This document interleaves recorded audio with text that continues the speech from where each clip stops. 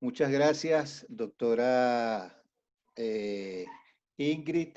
Muchas gracias, doctor Corbeta, doctora Heidi, doctor Canata, por la gentil invitación. Para mí es un placer compartir con ustedes y con sus residentes esta ponencia sobre las varices bajo la óptica del cirujano general. Yo me voy a permitir, como a manera de ejemplo, para ir desarrollando los temas de esta presentación, una dramatización de un paciente que es referido a una consulta de cirugía, lo cual es muy común que pase en nuestros hospitales. Este es un médico internista que llama a su amigo cirujano, jefe de servicio en el hospital público, le pregunta que si está operando varices en el hospital público, ya que tiene una paciente con unas varices horribles, grado 3, y que tiene cambios de piel cerca del tobillo. Está en buenas condiciones para cirugía. Su amigo el cirujano le responde que sí, que con mucho gusto, que será un placer atenderlo, que esa es una cirugía para residentes de primer año, que le envía el servicio, pero que por favor le haga un ecodoppler y lo traiga de una vez para ir adelantando. Él le va a decir al residente de primer año que habla historia. El médico internista le dice que ya lo tiene, el ecodoppler, que la conclusión dice insuficiencia de safena interna bilateral y de comunicantes. Esa es la conclusión del estudio. Él le indicó Daflón y medias de compresión y le dice, avísame cuando la veas para hacer la evaluación preoperatoria. Vale, hablamos. Y al día siguiente, el residente de último año le dice al de primero, mañana viene una paciente con varices que le refirieron al jefe, le haces la historia, les pides los exámenes preoperatorios y ve estudiando la safenectomía que a lo mejor te dejan operarla. Ese residente tendrá la oportunidad de oro con ese paciente, es decir, realizar la historia clínica, en donde es importante determinar los antecedentes laborales y la actividad física del paciente, antecedentes familiares de varices, úlceras y trombosis, el número de embarazos, antecedentes de tratamiento de varices, antecedentes de evento trombótico, medicación hormonal o medicación de otras patologías, el índice de masa corporal, varices en sitios inusuales, diferencias de tamaño en las extremidades, la presencia de pulso, el color, la sensibilidad de mi temperatura.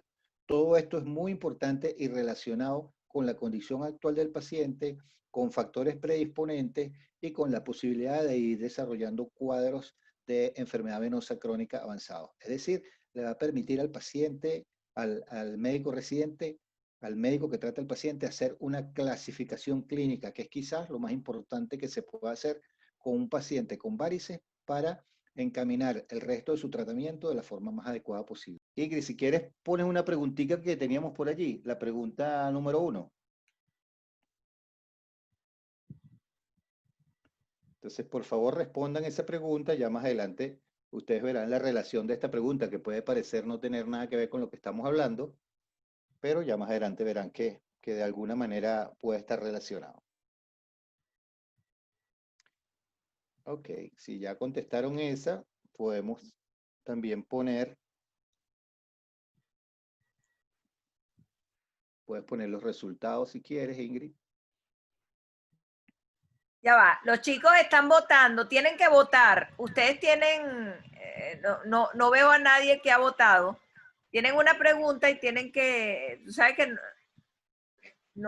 ellos no lo usan, pero yo lo estoy probando en el teléfono, están saliendo perfectamente las preguntas. Sí, sale bien y pueden seleccionar su votar, por respuesta. favor? Déjame relanzarles la pregunta otra vez. Voy a finalizar votación y voy a relanzar la votación.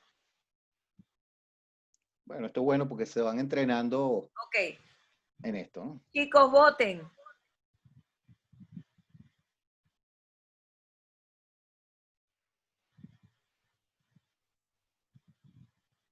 Muy bien, entonces, mientras votan, ¿cuál sería el plan con este paciente?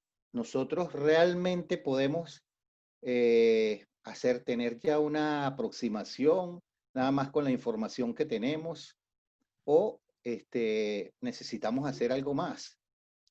Ahora se me trabó la presentación, no está avanzando. Algo pasó. Ahora sí, ahora sí. Algo pasó porque yo voto y no se está No generando apareció. el resultado. Bueno, no importa. Entonces vamos a obviar las preguntas y seguimos adelante. Okay. Entonces, ¿cuál sería el plan con este paciente? ¿Tenemos información suficiente para ya considerar al paciente debidamente clasificado, diagnosticado y proponer un plan terapéutico. O sea, ya definitivamente es un paciente en el que podemos decidir una safenectomía de entrada o hacerle flebectomías o mezclar safenectomías con flebectomías o hacer otro tratamiento terapéutico. O revisamos nuevamente el caso del paciente. Es importante tener en cuenta que no vamos a operar exámenes, no vamos a operar Doppler, sino pacientes, ¿verdad? Entonces, ¿qué cosas podemos estar haciendo bien y qué no? Vamos a ir revisando cada uno de los puntos de los que tenemos alguna información. El médico nos dijo que esta paciente venía con varices grado 3, cambios en la piel, insuficiencia de safena interna, de comunicantes.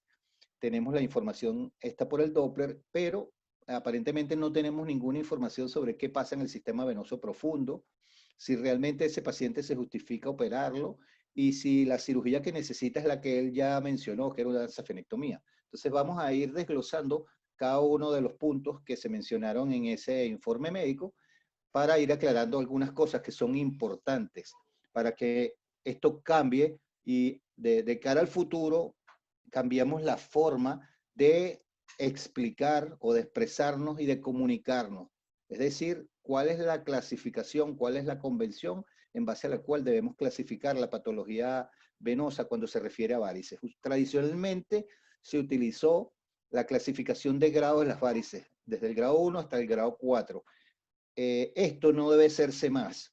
La clasificación que debemos utilizar internacionalmente para que sea comparable desde el punto de vista estadístico y desde el punto de vista de la experiencia internacional y hablar un mismo idioma cuando se están analizando trabajos clínicos y experiencias clínicas es la clasificación CEAP. Esta es una clasificación que se hace clínicamente y son las siglas de clínica, etiología, anatomía y fisiopatología. En clínica es el examen que va del paciente, desde el paciente que no tiene ningún tipo de varices hasta el paciente que tiene una úlcera activa, que sería el C6. La etiología, si es congénita, primaria o secundaria. La anatomía, si se refiere a la patología del sistema superficial, profundo, perforante. Y la fisiopatología, si es debido a reflujo, obstrucción o ambas.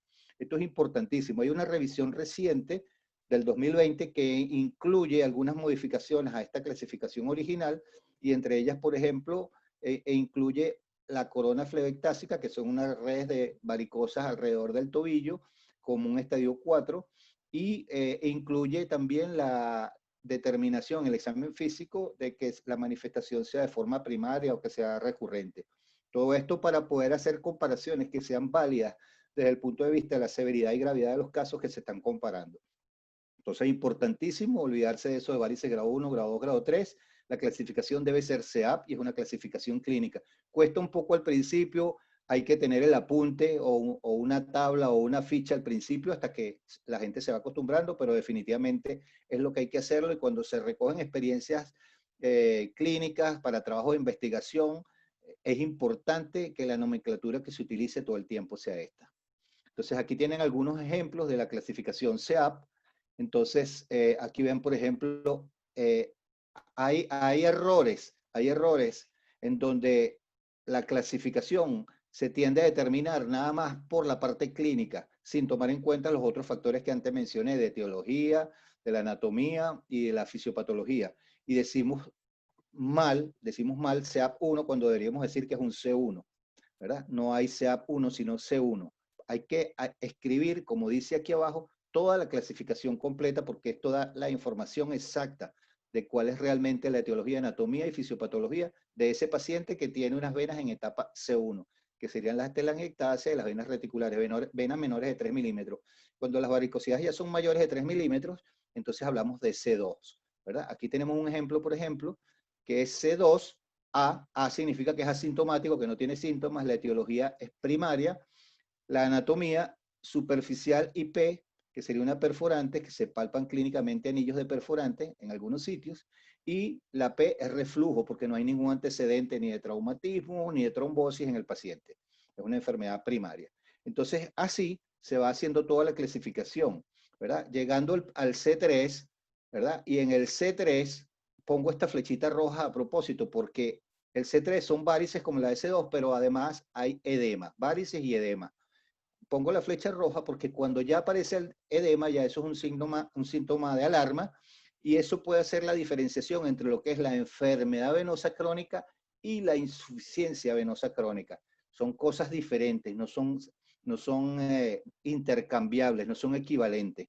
Nos habla de severidad cuando hablamos de insuficiencia venosa crónica, porque aparte del edema, ya pueden ver cambios tróficos, como ocurre aquí en la piel, que puede haber lipodermatoesclerosis, pigmentación, atrofia blanca, o cambios ulcerativos, en este caso cicatrizado, que sería el C5, o úlceras venosas activas. Entonces estamos hablando de insuficiencia venosa crónica y de enfermedad venosa crónica. Hasta este punto podemos hablar de pacientes con enfermedad venosa crónica, de aquí en adelante insuficiencia venosa crónica propiamente dicha. Y es importante esto, como dije antes, para que se hable el mismo idioma, para que sea convencional así y se entienda de qué se está hablando, sea aquí o sea en Rusia. Entonces, el otro punto, insuficiencia de safena interna, insuficiencia de comunicantes. La nomenclatura para las venas de los miembros inferiores cambió desde el 2002. Se llegó a esta convención y lo que llamamos nosotros safena interna, comúnmente cuando estudiamos, se debe llamar safena mayor, y estas son las siglas en inglés. La vena accesoria anterior, pongo estas porque son las más frecuentes, las que con mayor frecuencia hacen referencias en los estudios de ecografía y que generalmente están relacionados o explican la mayor parte de los síntomas por varices en los pacientes. Y la extensión craneal de la vena safena menor. Igual pasa con las venas perforantes. Antes casi todas las venas perforantes las nombrábamos con un epónimo, con nombres propios, y han pasado a denominarse internacionalmente en relación al lugar donde se ubican. Entonces hay 6 grandes grupos de venas perforantes y 36 subgrupos como ven ustedes acá. Entonces es importante que se nombre cómo está la nomenclatura internacional aceptada cuando nos referimos a alguno de estas estructuras anatómicas. También es importante, y esto es un detalle que ocurre con muchísima frecuencia, el reporte erróneo, utilizando indiferentemente los términos colaterales, tributarias y comunicantes. Entonces, si vemos en este esquema, aquí podemos ver una vena safena que está envuelta en el espacio safeno, que es un espacio aponeurótico. Entonces, las venas que comunican directamente con las venas safenas son las tributarias.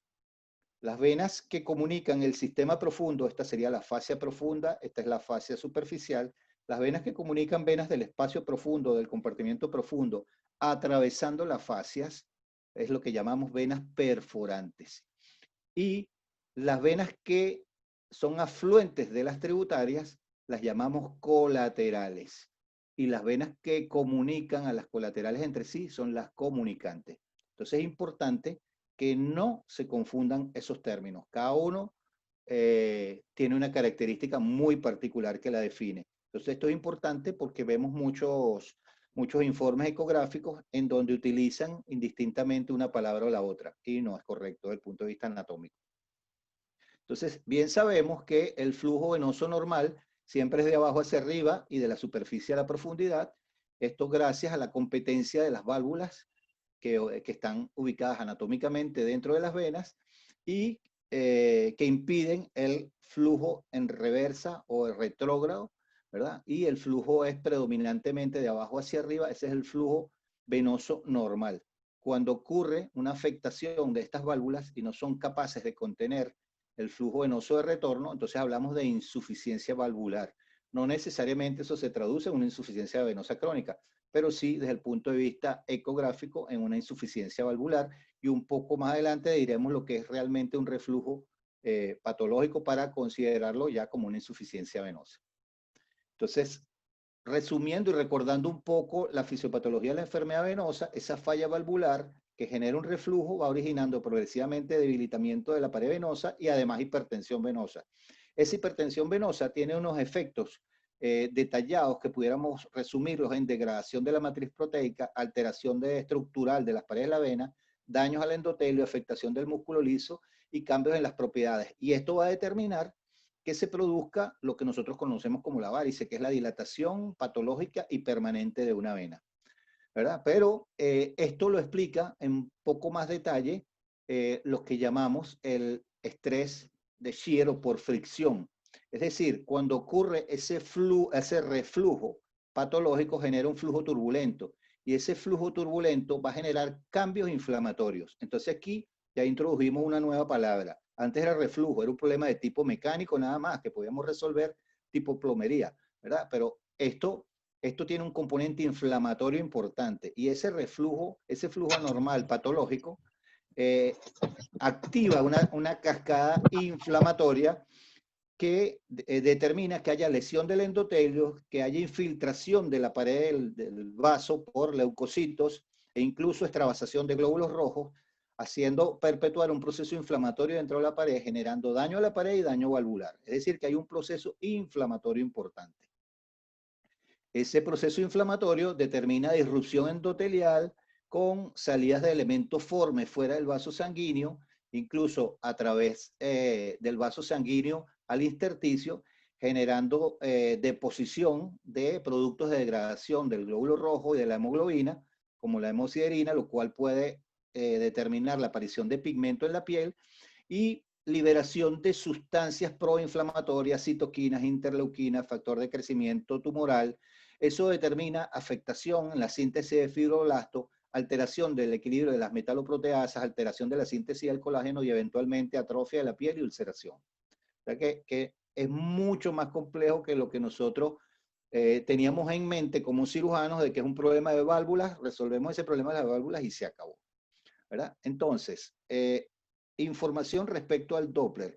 ¿Qué podemos decir del Doppler? ¿Qué cosas están bien? ¿Qué cosas están mal? Entonces, es importante que se tenga en cuenta que cuando se manda a hacer un Doppler venoso para varices, este examen debe hacerse siempre con el paciente de pie. Este es un estudio dinámico y la información que nosotros podemos tener de él es muy valiosa, pero si tenemos al paciente en posición adinámica, es decir, acostado, podemos perder mucha información. Entonces, las guías de práctica clínica mundialmente recomiendan que este estudio sea realizado con el paciente de pie, de preferencia realizado por el mismo cirujano que va a hacer el tratamiento, o que el cirujano esté presente, lo visualice, o que dentro de su equipo haya personas de mucha confianza que practiquen el estudio y en el que usted confíe plenamente, ¿verdad? Y, ¿está escuchando? ¿Se escucha? Sí, perfecto. Ok. Entonces, este estudio además va dirigido según la evaluación clínica. La persona que no tiene una orientación clínica, que no ha examinado al paciente, puede perderse mucho detalle importante que lo puede encontrar en este estudio. Cuando a veces nosotros enviamos a un paciente a hacerse un estudio en otro sitio, la persona que hace el estudio se encuentra que ya las enfermeras colocaron al paciente acostado en una sala semioscura, que ni siquiera vio las piernas del paciente, no tiene idea de cuál es la severidad del caso ni qué es lo que va a buscar, y sencillamente va a reportar en base a un protocolo que tiene establecido de evaluación. Por eso hay mucha información que se pierde o mucha información errónea que dista mucho realmente de lo que el paciente hemodinámicamente está teniendo y que explica parte de su enfermedad. Entonces, hay un error gravísimo y este error gravísimo, incluso en ecografistas que tienen muchísimo tiempo haciendo el examen, es confundir las venas safenas con otro tipo de venas, ¿verdad? Por ejemplo, en este caso de la derecha, clínicamente muchas personas pudieran decir con un cordón varicoso por acá o por acá, que es la vena safena que está insuficiente a la que están viendo. Y rara vez esto es la vena safena, ¿verdad? Porque la vena safena es, como lo ven en este esquema, es una estructura vascular que va dentro de este espacio aponeurótico, que es lo que se llama el conducto safeno, ¿verdad? O el compartimiento safeno. Cualquier estructura tubular, oscura o que tenga flujo vascular que esté fuera de este espacio no es por definición la vena safena. Entonces, aquí después vamos a ver otras consideraciones y algunas variables que desde el punto de vista ecográfico son importantes para implementar el tratamiento de los pacientes, ¿verdad? Ustedes pueden ver en este esquema aquí arriba que la vena safena va dentro de este compartimiento que tiene una fascia superficial y una fascia profunda. Estas serían venas colaterales, ¿verdad? Porque están fuera del espacio, o venas epifaciales, como sería el caso de una de estas que está por acá, ¿verdad? Porque el esquema o el mapa de este paciente sería una vena que está completamente competente, pero hay una colateral que está por acá, que es la que explica esto. Entonces, aquí lo tienen de un punto de vista más esquemático. Esto es el compartimiento superficial, el compartimiento profundo, que está determinado por la fascia profunda. La safena siempre está en el compartimiento superficial, en el compartimiento safeno.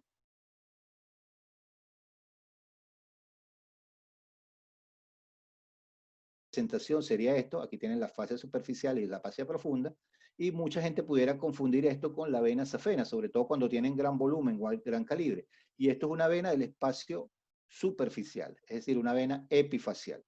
Y en este caso, estamos hablando de una vena que está por debajo de la fascia profunda, como ven acá. Entonces, una vena del compartimiento profundo. ¿Qué determinamos nosotros como reflujo patológico por ecodoppler? Fundamentalmente es el tiempo de reflujo.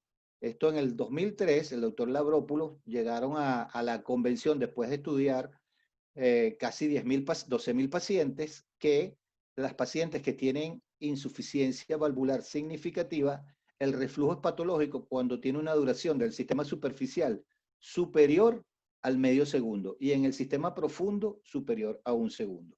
Entonces, esto determina la aparición o la determinación de lo que es un reflujo patológico. Puede haber reflujos más cortos que se pueden deber a retraso del cierre valvular y no necesariamente tener una significación patológica, ¿verdad? Entonces, ¿qué información nos interesa en el ecodoppler? Obviamente nos interesa la identificación de los puntos de reflujo y sobre todo lo que se llama la anatomía del reflujo, es decir, dónde comienza, cuál es su trayecto y cuál es el punto distal, dónde termina o dónde reentra. Nosotros llamamos eso la reentrada para que se complete un nuevo círculo de reflujo, ¿verdad?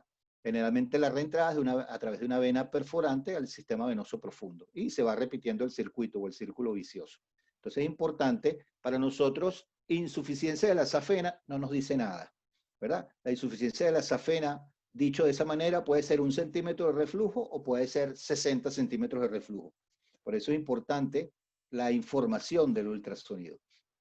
Fíjense que ustedes pueden ver acá, entre las cosas que nos interesan mucho son las válvulas ostiales, es decir, en la unión safeno-femoral y en la safenopoplitea, si esas válvulas están competentes o no.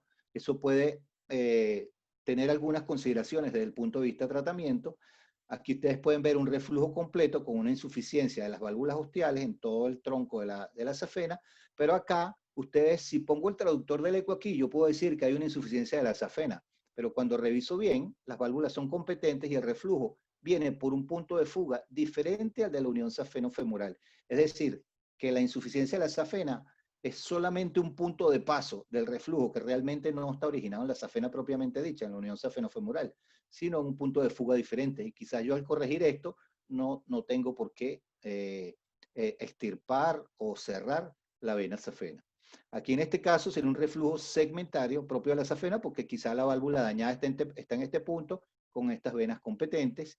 Y aquí un reflujo de la unión safeno-femoral, pero con casi la mayor parte del tronco de la safena competente y el reflujo deriva por una colateral o una accesoria posterior. Fíjense que si yo en este caso, por ejemplo, pongo el traductor del Doppler acá para revisar la safena externa, yo pudiera decir insuficiencia de la safena externa y opero la safena externa de ese paciente y no estoy haciendo nada porque el origen está acá. Y la safena externa es nada más una vía de paso, no fue el origen del problema. Hay otros datos que nos puede dar el Doppler, es en relación a las variantes anatómicas, en este caso una duplicación de la safena, en este caso el esquema que antes mencioné, la vena safena dentro del espacio facial, dentro del espacio de compartimiento safeno, y una vena epifacial, una tributaria, por ejemplo. También se da el caso de troncos de safenos que en un determinado nivel derivan, en el caso de que tengan reflujo, el reflujo a una tributaria, que sería este caso, y a partir de ese punto, la ven más delgadita aquí, la vena se hace hipoplásica e incluso aplásica. Entonces, es importante, ¿para qué? Si nosotros decidimos hacer una safenectomía convencional desde la ingle hasta el tobillo del paciente, todo esto lo estamos tratando de más, ¿verdad? Porque todo este segmento de vena todavía está competente. Entonces, hay que tener en cuenta que entre 30 y 35% de las varices no están relacionadas con las venas safenas. Hay puntos de fuga diversos, ¿verdad? Como pueden ver por acá, pueden ser puntos de fuga a nivel de la ingle, a nivel del pélvico, glúteo inferior, cara lateral del muslo. Hay diferentes puntos de fuga. Y eso hay que buscarlo con el ecodoppler. ¿Y cómo lo busca usted si no examinó al paciente previamente? Por eso es que se insiste en que el ultrasonido debe hacerlo la misma persona que va a tratar al paciente y que está manejando el caso. Fíjense ustedes acá que cuando sí es la vena safena la que está generando el problema, hay diferentes patrones de reflujo. Y el patrón de reflujo más frecuente es este que ustedes ven acá, que es el que llamamos el reflujo tipo H3. Es decir, que ese reflujo comienza en la unión safeno-femoral, pero no va más allá del tercio proximal o superior de la pierna. Es decir, que los 2 tercios inferiores de la pierna, la vena safena está competente. Entonces, ustedes ven acá este reflujo que sería el H4, desde la unión safemoral hasta el tobillo, que sería el que justificaría una safenectomía completa, ocurre en menos del 5% de los casos, ¿verdad? Y otros patrones de reflujo, el H2, que llega hasta el tercio proximal del muslo, ¿verdad? Y hasta el tercio medio del muslo, y el H1 hasta el tercio proximal del muslo, y deriva o por una accesoria o por alguna otra de las ramas del callado generando las varices. Entonces, en este caso, fíjense que prácticamente el 95% de la vena safena está competente. Entonces, si se coloca el traductor acá y con eso ya se determina insuficiencia de la vena safena, se termina operando a un paciente con una safena que está al 95% buena. Por eso tan importante la información. Entonces, ¿qué necesitamos saber como información del Doppler? El punto de inicio y punto final del reflujo, los puntos de fuga diferentes a las uniones safeno-femorales. Hay reflujos que son exclusivamente en tributarias o en venas perforantes. El diámetro de las venas es importante, sobre todo relacionado con la decisión terapéutica que se va a tomar. Por ejemplo, en el caso de las escleroterapias de las venas, no se recomienda escleroterapias de venas safenas mayores de 8 milímetros, porque la probabilidad de recurrencia es alta. Entonces, es muy importante el diámetro de la vena. Cuando se utilizan otras técnicas endovasculares, el diámetro de la vena es una información importante para saber qué cantidad de energía suministrar a la vena para lograr el cierre completo de la misma. La presencia de trombos intravasculares que puede dificultar, por ejemplo, el paso de un flujo extractor o de catéteres intravasculares. Y obviamente es importante saber la anatomía y función del sistema profundo, porque las varices pueden deberse al sistema superficial, pero también al sistema profundo. Y si no corregimos eso y no tenemos en cuenta eso, entonces pudiéramos tener un resultado que no es el adecuado desde el punto de vista del control de las varices o de los síntomas del paciente. Es muy importante que todo ecoestudio de ecodoppler debe venir acompañado de un mapeo, ¿verdad?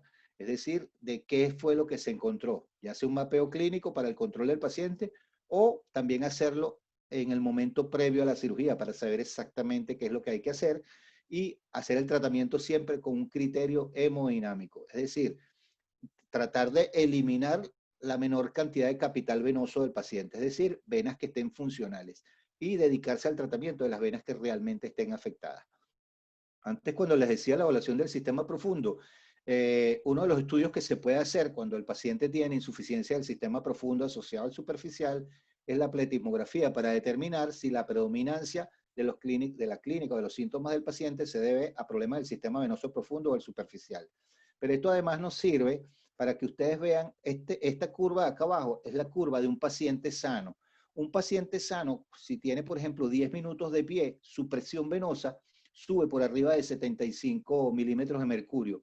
Pero ese paciente, al comenzar a moverse, al comenzar a tener ejercicio, es capaz, por la suficiencia valvular, de disminuir en un lapso muy breve, en poca cantidad de segundos, la presión hasta los niveles normales. Eso hace la diferencia en un paciente que tiene ya algún grado de enfermedad venosa y mucho más en los pacientes que tienen insuficiencia venosa, seguramente, y ellos son incapaces, incluso con el ejercicio, de llevar la presión venosa a valores cercanos a lo normal. Entonces la presión venosa se mantiene mucho más alejada de lo normal.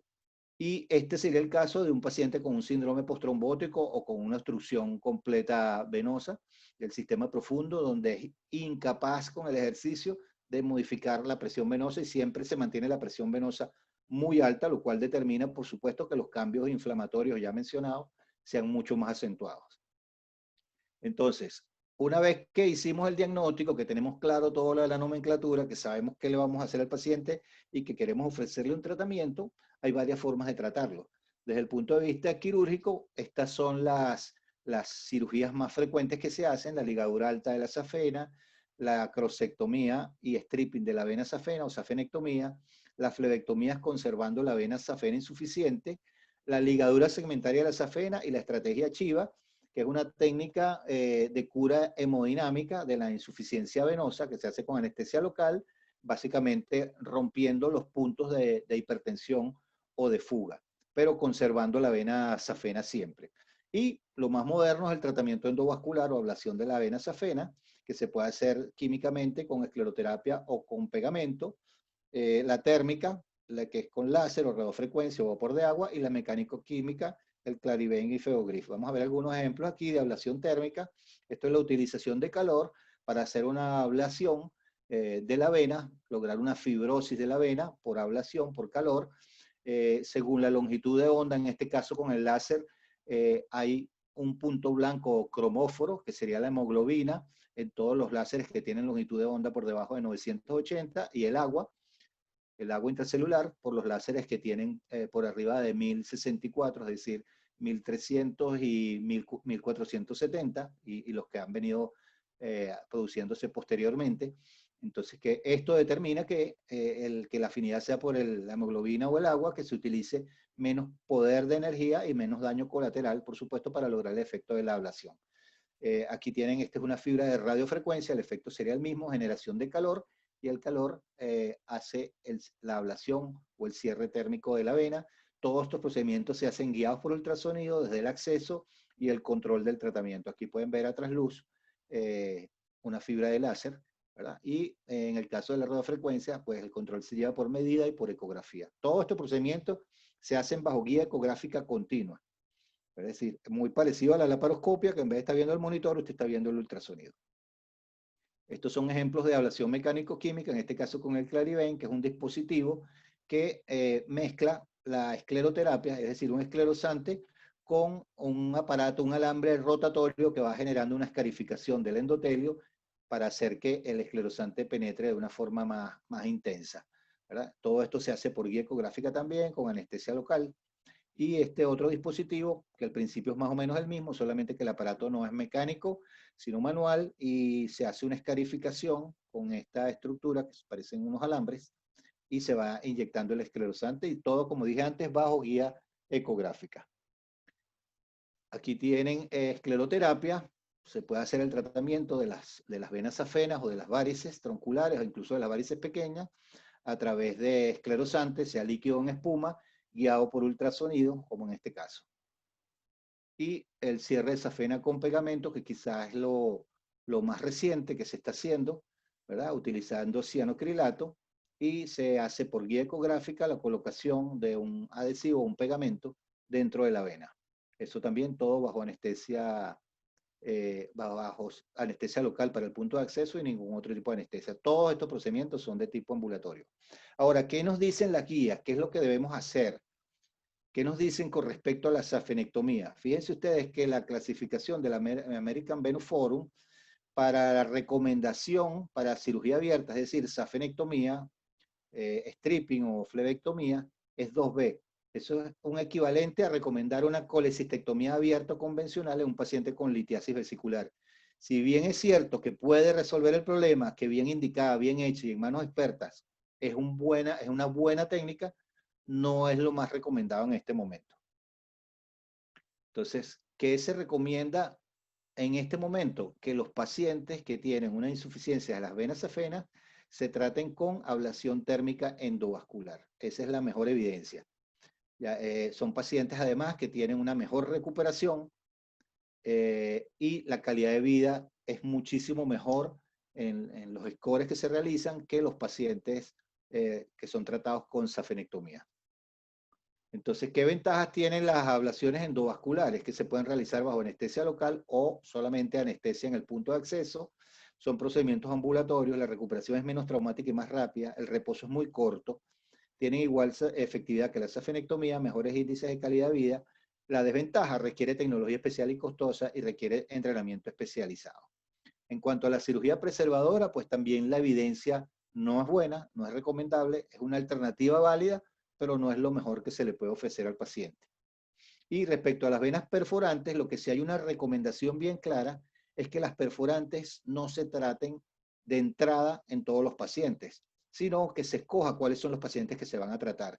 Fundamentalmente, la recomendación va dirigida a tratar aquellas venas perforantes insuficientes que están relacionadas con un proceso ulceroso activo o cicatrizado. Eso es fundamentalmente la recomendación que se hace. Se puede hacer de diferentes formas. Se puede hacer esclerosis guiada por ultrasonido o ablaciones térmicas de las venas perforantes. Durante algún tiempo se hizo la ligadura subfacial endoscópica, pero eso es un poco más costoso, más tecnología, peor recuperación para el paciente y ha ido quedando en desuso. ¿Qué cosas le tengo que decir yo respecto al enfoque terapéutico del paciente con varices, pero que además tiene una úlcera venosa activa? La información más reciente que tenemos es esta, y es que cuanto antes tratemos el reflujo venoso que está relacionado con el proceso ulceroso, mejor es para el paciente en términos de acortar el periodo de cicatrización. Durante mucho tiempo, en base a guías, en base a estudios, y lo que nos enseñaban todo el tiempo es que no se operaba nunca a un paciente con una úlcera activa hasta que la úlcera estuviera cicatrizada. Eso pudiera significar 6 meses de espera o 30 años de espera. Esto ha cambiado drásticamente la forma, el enfoque de los pacientes y quizá la forma más sencilla y más fácil que se puede hacer en cualquier servicio de cirugía es hacer la escleroterapia, siempre y cuando se tenga el apoyo de ultrasonido. Y bueno, si es el caso y hay la oportunidad y tienen la disponibilidad de hacer técnicas de ablación térmica, pues muchísimo mejor. Pero esto definitivamente va a cambiar la forma de tratar a los pacientes con úlceras venosas crónicas. Entonces, tener en cuenta también que además hay un tratamiento conservador, que no solamente todo va enfocado al tratamiento tratamiento quirúrgico, sino que también se puede apoyar en la parte de síntomas con la medicación flebotónica, la terapia compresiva es muy importante, ejercicios, control de peso y recomendaciones posturales.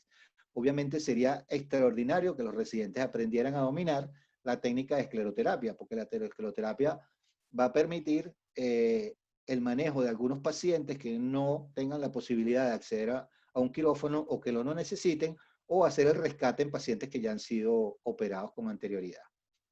Entonces, ya casi para terminar, les quiero decir que como conclusiones y recomendaciones, los invito a hacer el uso de rutina de la clasificación CEAP, utilizar la nomenclatura internacional anatómica aprobada, el Doppler siempre se haga o se exija con el paciente en posición de pie, si lo puede hacer el mismo cirujano o estar presente cuando es el que va a tratar el caso, es lo mejor.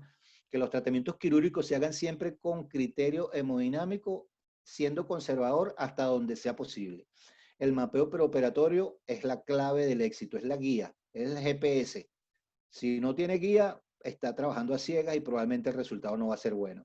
No opere si no ha visto usted mismo el estudio de Ecodoppler. Es una cirugía electiva, de manera que tiene que hacer todos los estudios que haga falta para garantizar el éxito del paciente y entrenarse, si es posible, en escleroterapia para rescate y en ultrasonido. Tengan presente que varices no es igual a safenectomía. Muchas gracias.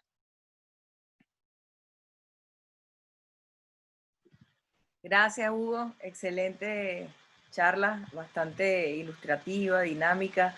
Conceptos a lo mejor para mí bastante complejos algunos, pero que necesitamos saber. Yo le voy a dar la palabra a los expertos en el tema para que hagan sus comentarios o preguntas, el profe Corbetta, la doctora Heidi, y bueno, ya, el micrófono es de ustedes.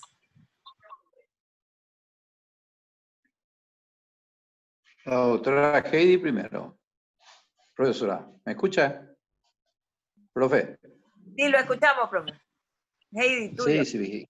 Le doy la palabra a Heidi. ¿Se me escucha? Ahora sí.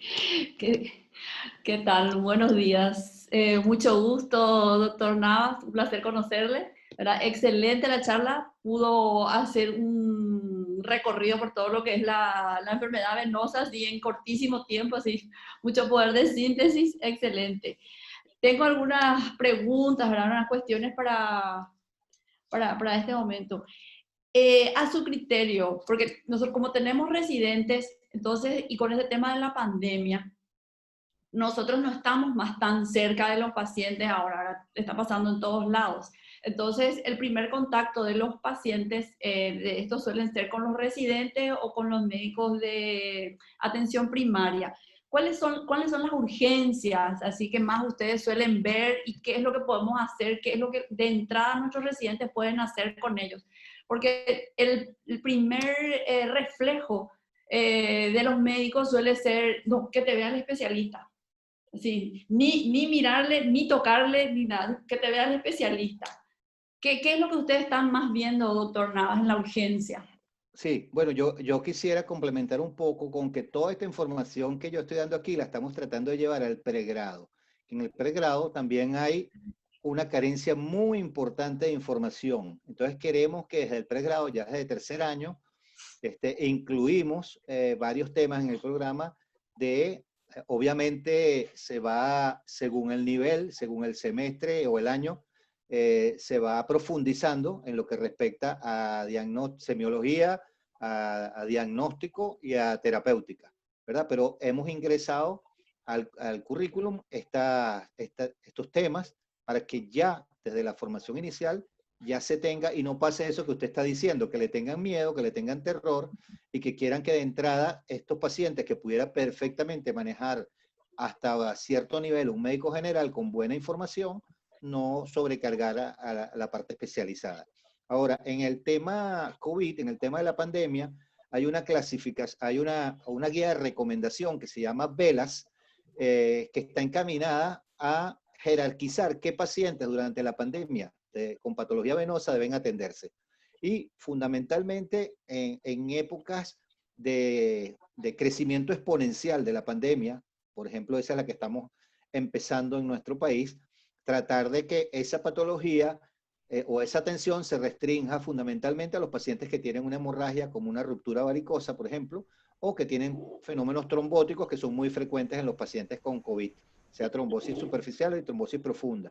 Y todo lo demás, todo lo que tiene que ver con la sintomatología por enfermedad venosa típica, los procedimientos quirúrgicos para pacientes con varices, diferirlos hasta otro momento.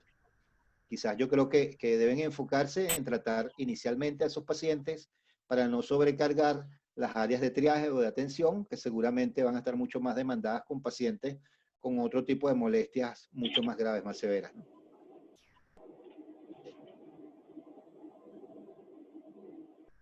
No sé si eso responde completo a su pregunta. Un gran saludo, doctor Corbeta. Ya lo he visto por ¿Qué allí tal? ¿Cómo en las está? reuniones de la Panamericana.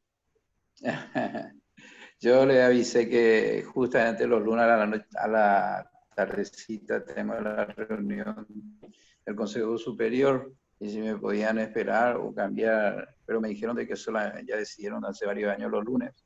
Yeah. Entonces no sé qué hacer realmente porque a mí me encantaría participar de las reuniones de la Panamericana porque a mí me parece que es lo nuestro, Claro. son nuestra gente y sí. Yo estuve en las dos primeras, pero después ya no pude asistir por esas reuniones que le comento. Con respecto a su charla, profesor, yo le quiero agradecer infinitamente. La profesora Melo acá ha venido a estar entre nosotros como una paraguaya más, en el sentido de que una docente paraguaya, en el sentido de que es una de las que más se dedica a enseñar en todo ya esta no es la primera, yo creo que estaremos cerca de las 40 charlas por Zoom que organizó la profesora y en este caso nos dio la oportunidad de escucharla a usted, una excelente charla por la cual le felicito.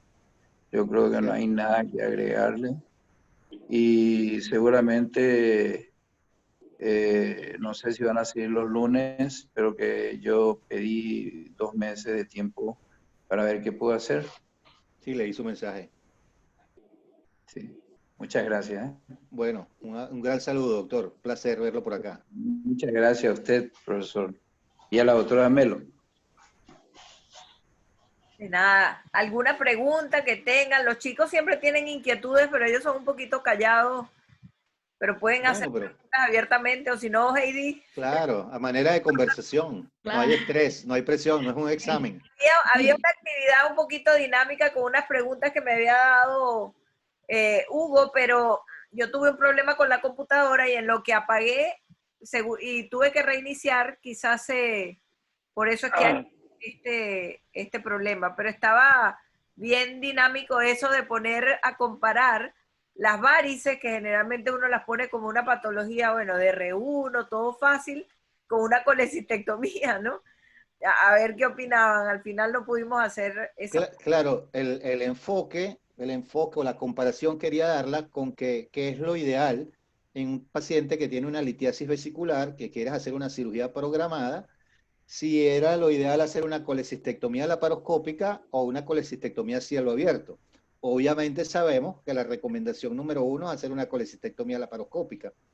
Eso trasladado al problema de las varices, un paciente con una insuficiencia de las venas safenas, que es lo ideal para el paciente al día de hoy. ¿Realmente es una safenectomía o es una ablación térmica? Yo no quise en ningún momento satanizar una safenectomía porque soy de los que piensa que una técnica bien realizada en manos expertas, bien indicada, resuelve el problema. Y obviamente en nuestros países latinoamericanos nos arropamos hasta donde la cobija nos dé.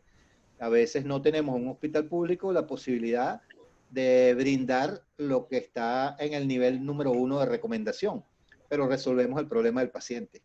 Entonces, pero sí es importante que los que están en formación tengan o sepan qué es lo mejor para el paciente en el caso de que exista esa posibilidad. Y es un poquito estimularlos a luchar por conseguir, como hicimos en nuestra época. En nuestra época, justo la laparoscopia vino cuando yo estaba en tercer año del posgrado. Y yo no quería irme del posgrado sin haber hecho una colecistectomía laparoscópica. Después que saliera del posgrado iba a ser bien difícil, a menos que me inscribiera en algún fellow en particular que para el momento no había. Entonces, ¿cuál fue la lucha? La lucha fue por tratar de conseguir que el hospital tuviera la dotación para hacer colecistectomía laparoscópica antes que mi residencia se terminara. Y en este sentido también va la motivación para los residentes que traten de, mientras estén allí, tratar de aprovechar al doctor Corbeta, a la doctora Cáceres, al doctor Jorge, al doctor Canata, para que aprendan a hacer escleroterapia, ultrasonido, ablaciones térmicas. Y bueno, y algunos ya se mostrará más interesados y hará un fellow, un entrenamiento más dirigido en ese sentido. Pero a tratar de aprovechar al máximo la oportunidad del posgrado. Tienen lo más importante y lo más difícil, que es el capital humano. Eso es muy difícil, eso es muy difícil, eso es súper valioso y entonces hay que tratar de aprovecharlo.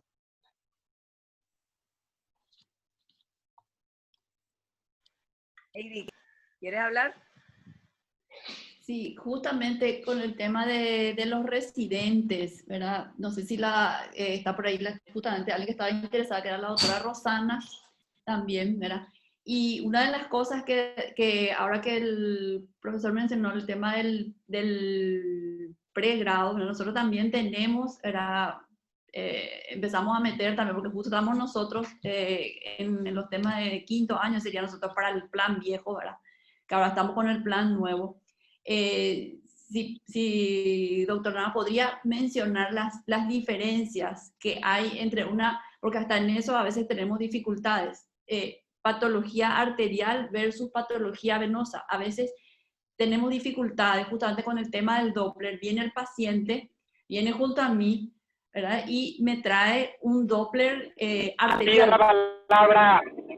Y el paciente evidentemente es una patología venosa, el Doppler arterial así, muy lindo, muy bien hecho, pero no es eso lo que yo necesito, ¿verdad?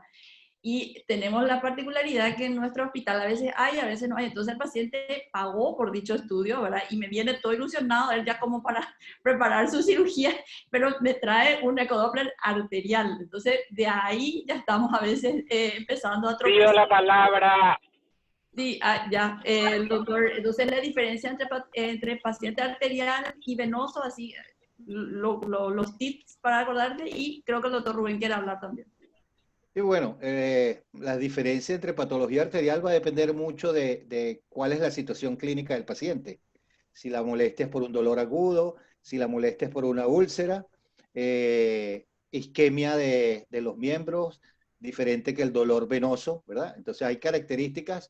Nosotros en el pregrado introdujimos algunos temas y un tema es semiología vascular.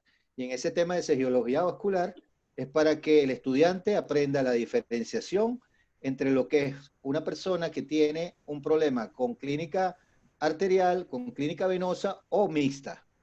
Entonces, vamos un poquito más allá porque se lo damos en el tercer año, vamos en la parte semiológica y en la parte diagnóstica, hasta dónde podemos llegar y cuál es la orientación. ¿Qué síntoma es relevante? ¿Qué signo es relevante para decidir el enfoque del paciente? Si se enfoca como un problema arterial o como un problema venoso. La edad, los antecedentes, todo es importante. Entonces, yo les recomendaría que ustedes introduzcan lo más bajo que puedan en los semestres o en los años en donde comienzan a ver semiología, que se incluya la semiología vascular, que frecuentemente es bastante descuidada, ¿no? En general, en todos los programas. Eso ayudaría un poco para que desde la base, si vamos formando al médico que queremos, vamos a tener una gente cada vez más calificada y que va a hacer una mejor orientación del paciente. No pretendemos que se encarguen de los pacientes, que los manejen ellos, pero sí que hagan una buena orientación y que el paciente no pierda tiempo y no pierda recursos, como usted acaba de decir. Yo en informes de ultrasonido, yo dudo mucho que haya más fantasía, haya más errores, haya más problemas. Cualquier persona hace un curso de 3 días y si puede comprarse un equipo, pues ya lo quiere monetizar y las barbaridades más grandes las veo yo en los estudios ecográficos. Por eso insisto en que el médico que se dedique a la parte vascular se forme, que invierta el tiempo, es una inversión realmente, en aprender ecografía vascular él mismo. Se va a sorprender de la diferencia que hace en el manejo de sus pacientes. Profesor, ¿me escucha? Sí, lo escucho perfecto. Sí, nosotros acá en el Paraguay tenemos el problema. Realmente en semiología se da la semiología arterial y venosa y las diferenciaciones. Pero tenemos el problema de que acá hay un departamento de cirugía vascular que no quieren reconocer de que la flebología ya es una especialidad separada de la cirugía arterial. Justamente de eso habíamos hablado en una de las reuniones de la Panamericana y que incluso había la UIP apoyó el hecho de que se haga por separado el departamento de cirugía flebológica y el departamento de cirugía arterial, porque creo que si uno profundiza en la flebología, tiene demasiadas cosas que estudiar y que investigar. Entonces yo le había solicitado a la Panamericana si es que podían dar un apoyo al posgrado, disculpe, para que creemos el departamento de flebología separado del departamento de cirugía vascular, que ellos consideran que tiene que incluir ya la parte venosa. Y quisiera escuchar su opinión al respecto. Eso es muy interesante y es absolutamente cierto. Nosotros hace como 7 años hicimos una revisión de todos los pensum latinoamericanos e incluimos Estados Unidos en lo que tenía que ver con la formación de patología venosa en los fellow y posgrados de cirugía cardiovascular y de vascular periférico. El porcentaje de formación, en el mejor de los casos, no llegaba a 3% en lo que respecta a patología venosa. Eso ha cambiado un poco en las formaciones de posgrado, en donde hay posgrado de vascular periférico en los últimos 3 o 4 años. Han aumentado la formación en patología venosa. Pero si usted se va 5 o 10 años más atrás, la formación en patología venosa, en vasculares periféricos, en especialistas, o en la formación de posgrado, y en los que hacen cardiovascular, que en muchos de nuestros países latinoamericanos englobaban todo lo que tiene que ver con cirugía cardíaca y vascular periférico en un solo posgrado, la formación es nula, prácticamente cero. Y lamentablemente, en la concesión del gentilicio latinoamericano, cuando tienes algún problema, sea arterial o sea venoso, buscas al cirujano vascular o cardiovascular en la creencia de que es la persona mejor formada. Y no es así. Hay muchas carencias. Entonces, esa propuesta que usted hace con el apoyo de la IUP, y que eso tenga repercusión a nivel de los pregrados en todas las universidades latinoamericanas, por lo menos para comenzar, sería muy interesante. Yo insisto en que hay que formar desde lo más bajo que se pueda a nuestros estudiantes y a nuestros residentes, y que, como ya dije antes, no importa que no se vayan a dedicar a eso, pero por lo menos tienen la formación. Saben a quién dirigir, cuándo dirigir, y determinar cuándo es una emergencia arterial, cuándo es una emergencia venosa, qué cosa puede esperar y qué cosa no. Eso va a ser beneficioso para los pacientes en general. Rubén quería hacer un comentario. Sí, realmente me sumo a lo que dijo Heidi. Lo felicito al doctor Nava porque hizo un repaso fantástico a todo lo que uno puede decir en este breve periodo de tiempo. Y el resumen la conclusión que presentó al final es todavía más brillante, puesto que nos marca el camino que realmente todos debemos hacer. O sea, al paciente hay que verle, hay que interrogar, hay que examinarlo, y obviamente nunca se puede operar por teléfono. O sea, conferencias geniales podemos tener por Zoom, Meet o lo que fuera, pero no se puede todavía operar por teléfono. Y eso estaba muy bien resumido en la conclusión que nos presentó el doctor. Y cierto, hay muchas carencias de qué es lo que hay que hacer con el paciente que tiene dolor en las piernas, no me voy a decir, porque a partir de ahí hay un montón de cosas que pueden surgir, ya sea la varices o la insuficiencia arterial o un montón de cosas. Y eso que dice Heidi, que el paciente te llega con un estudio, es probablemente porque el que pidió no tiene idea de qué es lo que es un Doppler, ni siquiera sabe escribir y mucho menos sabe cómo hacer el pedido. Y además, para no ocupar tanto espacio, recuerdo lo que decía el doctor Nava, que este es una cirugía fisiológica. O sea, no es poca cosa, no es una ectomía tipo sacar, cortar y me voy. O sea que hay que conocer la fisiología, y eso no siempre está al alcance de todo. No es fácil conocer la fisiología de cómo funciona todo el sistema venoso. No es fácil. Y el estudio, obviamente, si hace alguien que tuvo la suerte de encontrarse, le regalaron o se compró un ecógrafo, no siempre conoce la fisiología, y además traducir lo que vio todavía es más complejo. Por eso es muy importante que el que va a operar el paciente haga el estudio, o por lo menos conozca la fisiología de la enfermedad. Y bueno, nada más que eso. Gracias. Muchas gracias, doctor, por su generoso comentario. Sí, efectivamente, el ecodoppler venoso es muchísimo más complejo que el arterial, muchísimo más complejo. Yo tengo cerca de 19 años haciendo ecodoppler venoso, y cada vez pues consigo cosas más complejas que me devuelven a los libros iniciales a estudiar o a hacer consultas. Es muy complejo, una curva de aprendizaje muy larga, pero en algún momento hay que empezarla. Y generalmente el último paciente del día, el que es venoso, ese te quiere hacer llorar. El último paciente del día antes de ir al asado, ese te va a hacer llorar. Sí, entonces es importante, les comparto mi experiencia en particular.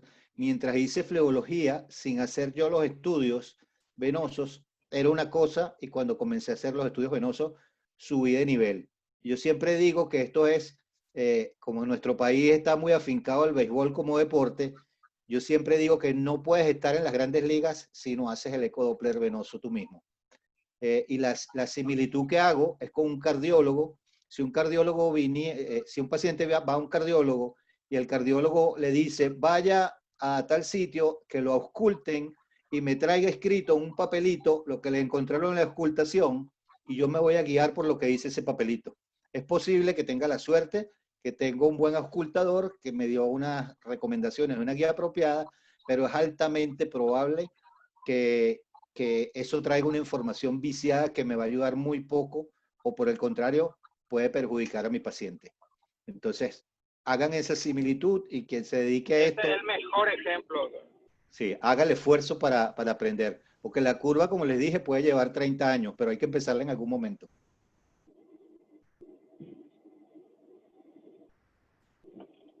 Bueno, ¿algún otro comentario? ¿Alguien más quiere decir algo o preguntar? No. Bueno, Eva, ¿yo puedo preguntar algo? claro, claro, Rosana, pregunta. ¿Qué tal, doctor? Yo quisiera preguntarle si en su hospital se usa más la ablación por láser o la safenectomía convencional y por cuál es el motivo de consulta más frecuente que vienen los pacientes a consultar.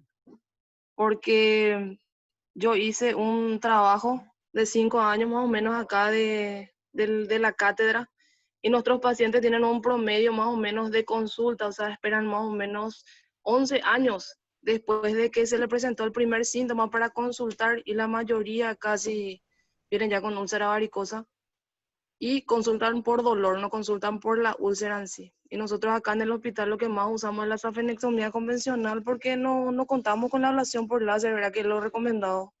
Yo quería saber nomás si en su hospital se usaba ablación. Hola Rosana, muchas gracias por la pregunta, muy interesante y qué buena esa experiencia que hicieron esa investigación ustedes. Fíjate, yo te puedo hablar de dos cosas. En este momento te puedo hablar del hospital privado, que es donde yo estoy prácticamente todo el tiempo. Obviamente en el hospital privado les ofrecemos a las pacientes la ablación térmica con láser o con radiofrecuencia. Yo hago las dos, tengo los dos equipos afortunadamente. Muy pocos casos, muy poca experiencia con pegamento, pero sí, sí algunos casos y mucha experiencia con escleroterapia con espuma o los pacientes que no tienen recursos para hacerse la ablación térmica. Eso lo hacemos bastante, pero obviamente allí estoy equipado, tengo el equipo. Te hablo del hospital público. La experiencia en el hospital público, cuando estuve, abrimos una consulta de flebología y en esa consulta de flebología un poco en relación a lo que dijo el doctor Corbetta, que los vasculares a veces no quieren sino manejar ellos todas las cosas, nosotros los invitamos a los vasculares, los que quisieran participar y tener algún entrenamiento en flebología, a participar en esa consulta de flebología. Esa consulta conseguimos un equipo de ecografía bastante modesto, pero que era útil para muchas cosas, y se comenzaron a hacer procedimientos de escleroterapia guiada con espuma por los residentes todos. Yo ya había migrado de un equipo de láser 810 a uno 980, entonces mi láser de 810 lo llevaba al hospital porque siguió siendo muy útil y con eso hacíamos algunos casos y los residentes hicieron. Hasta que las cosas por razones de orden político y otras razones se complicaron un poco y ya me hacía muy difícil llevar tanto el equipo de ultrasonido como el láser, un tema de seguridad también, andar con equipos tan costosos en la calle y obviamente ese esfuerzo se perdió un poco porque no logramos motivar suficiente cantidad de residentes para que empujaran en ese mismo sentido y tratar de conseguir que por otra vía el hospital o el servicio recibiera en donación o por adquisición del hospital los equipos que pudieran garantizar que se siguiera haciendo ese tipo de procedimientos.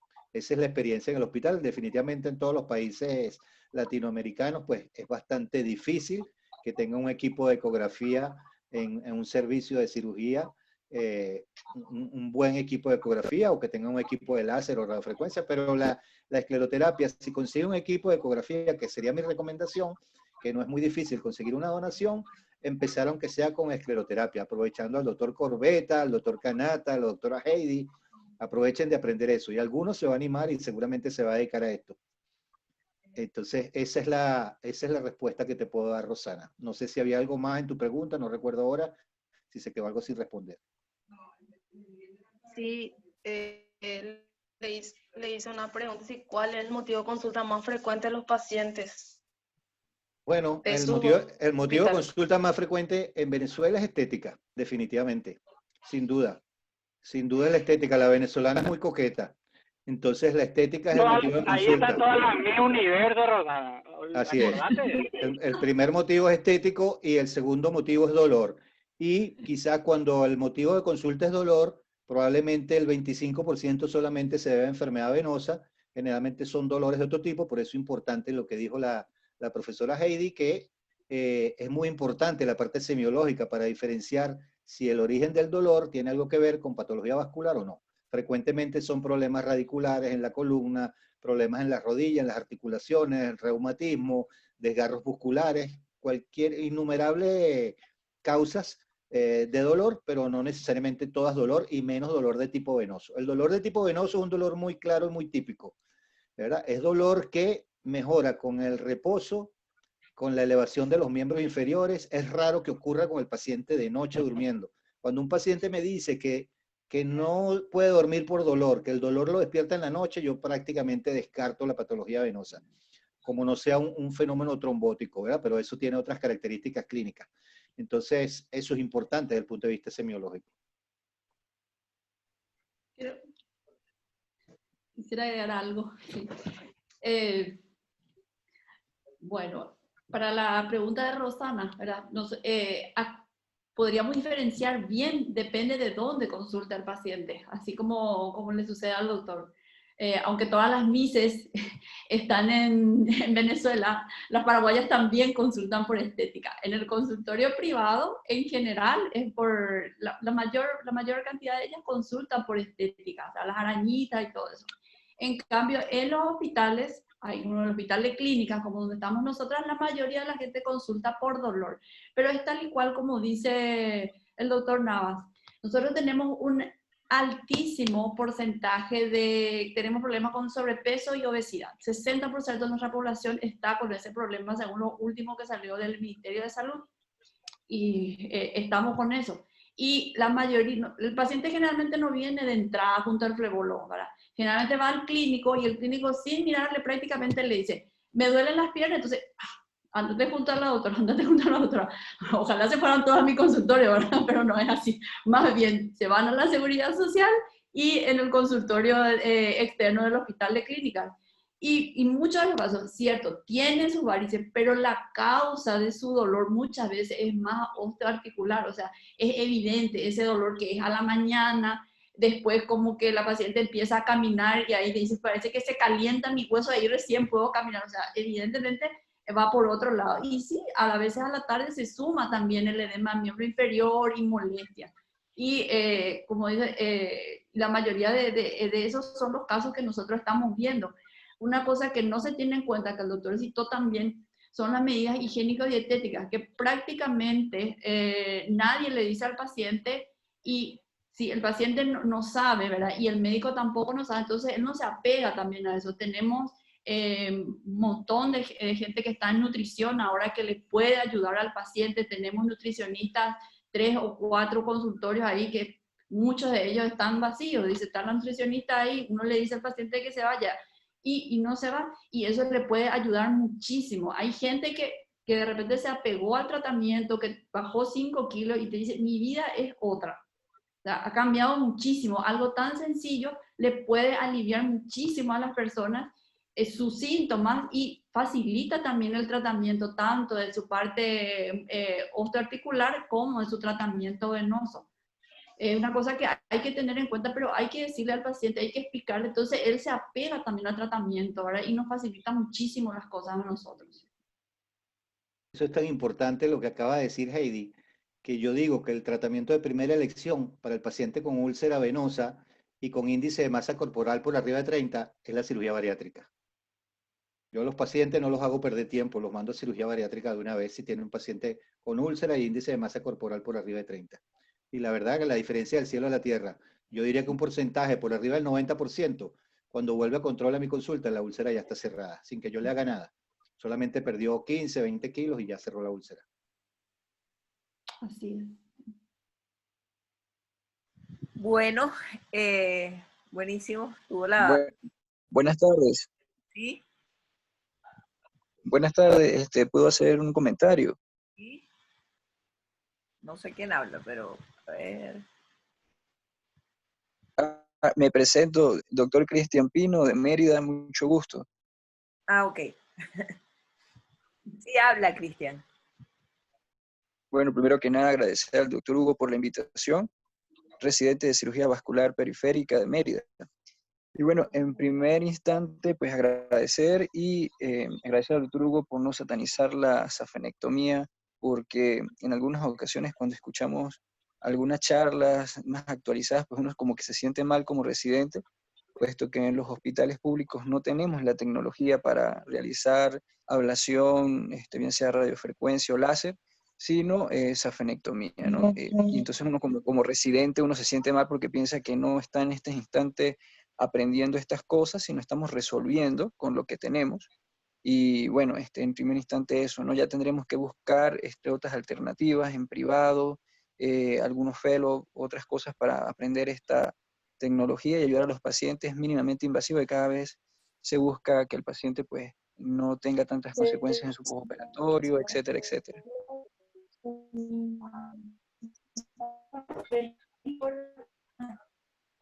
Con la pregunta.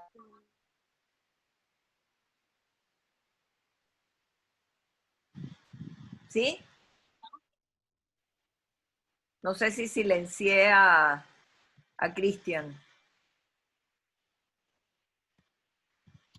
Cristian, ¿era un comentario o hiciste una pregunta? Es que alguien entró y silencié y no me di cuenta, disculpa.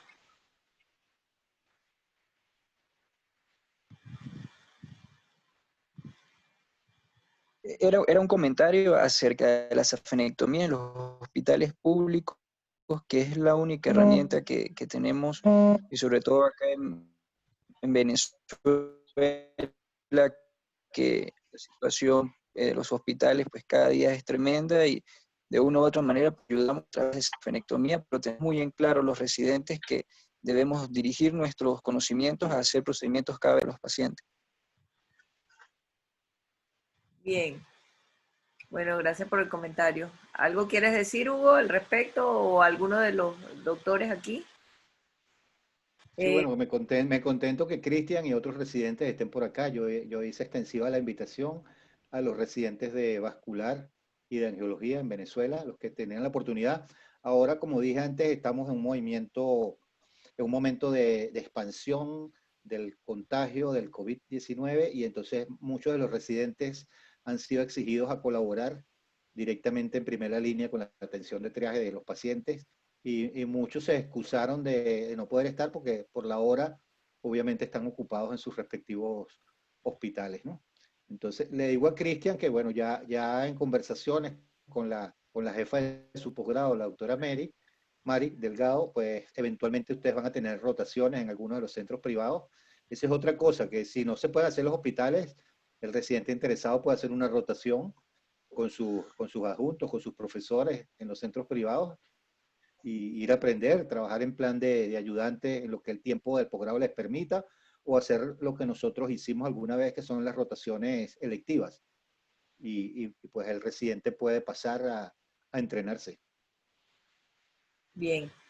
Bueno, ya tenemos casi hora y media aquí. Yo creo que vamos a dar fin a la reunión. Estuvo de verdad excelente. Nuevamente, gracias, Hugo, y en cualquier momento podemos solicitarle nuevamente algún otro tema en relación. Muy agradecido, y a la doctora Heidi, pues a la orden, si en el pregrado quieren planificar algo también con sus estudiantes, pues siempre a la orden. Yo voy a las clases de pregrado también en el Hospital Universitario de Caracas cuando hay actividad, de manera que bueno, todo eso está a la orden para ayudar. Muchísimas gracias, doctor. Le tomamos la palabra, ¿eh? Claro que sí. Bueno, profe Corbeta, Gran saludo, doctor Corbeta. Un gran saludo. Igualmente. Muchas gracias. nos despedimos. Nos vemos el jueves en la Chao. siguiente. Chao. Gracias. Chao, chao. Gracias.